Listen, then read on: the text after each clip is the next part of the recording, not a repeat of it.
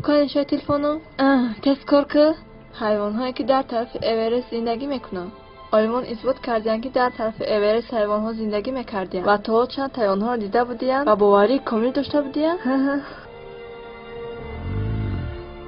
اگر نمیاد تایوایو در طور خونه ما.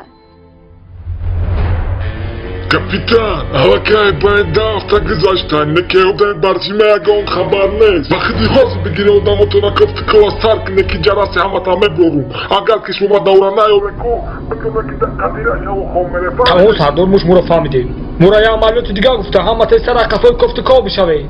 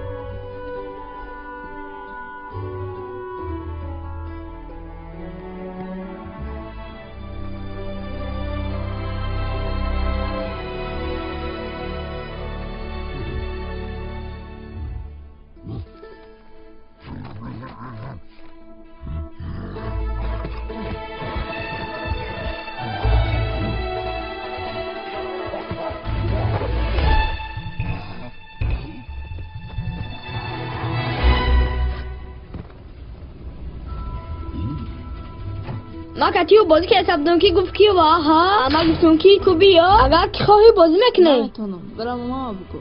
ماما جان چه خیلی کی بسکتبال بازی کنی آخر دوباره که دقت ما باز میکنی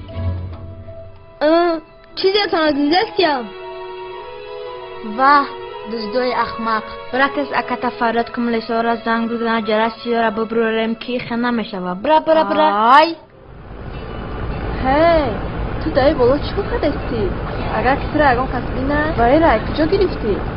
در کار نه کنی بته مطرح میگم بته مطرح میگم بته مطرح میگم از تادام دست کانتانه را بطوری کریش هم به دست دایوخی آی سلام علیکم شما برای چی اومده اینجا؟ هی ساعت اورا ساناتی ما پلیس زنگ بزنم مگه بستو الو این نه پلیس بستو های ابی ایستا گوش در طور کریش های موی حیوانی کلام بشکوی کوکان ترک بلندش کن ای هوایه ای همون حیوانی خیمونه کته زده شف زنگ بزن ابی تو چیکار کردی؟ این خطرناک نه این نبینه ما جوره اجایی چی؟ نخواد کی؟ بچانه بدنش ممکنه تمام ترا یافتم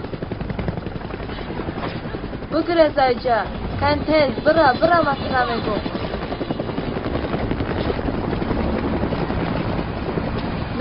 نه بستن کجا پردستن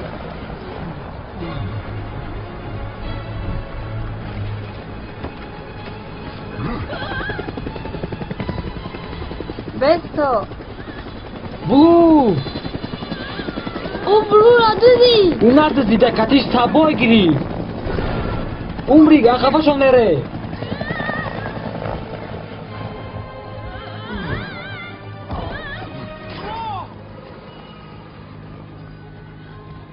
ما اورای خیلی پیدا میکنه